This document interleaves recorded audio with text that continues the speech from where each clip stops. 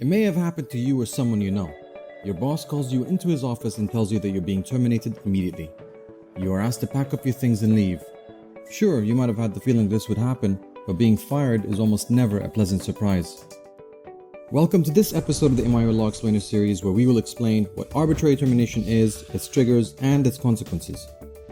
So, what is arbitrary termination? It is when an employee is fired or forced to resign without a valid reason. In the UAE, employers have a valid reason to fire an employee where an employee's behavior falls under Articles 88 and 120 of the labor law, or if the employee is a poor performer or has committed some other misconduct.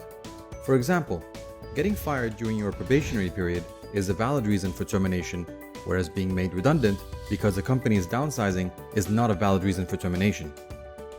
If you believe that you may have been arbitrarily terminated, you can file a complaint against your employer with the Ministry of Human Resources and Amortization. The ministry will try to resolve your complaint amicably through the mediation center Tawafuq. If an amicable settlement is not reached, the complaint will be referred to the labor courts.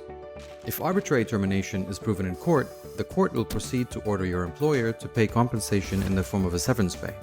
Severance pay can be anywhere from 1 month to a maximum of 3 months of an employee's last salary, depending on the damages the employee has suffered. Also, you can claim gratuity, salary for the notice period, and any other unpaid dues from the employer. Do you know someone who has been arbitrarily terminated? Let us know in the comments below.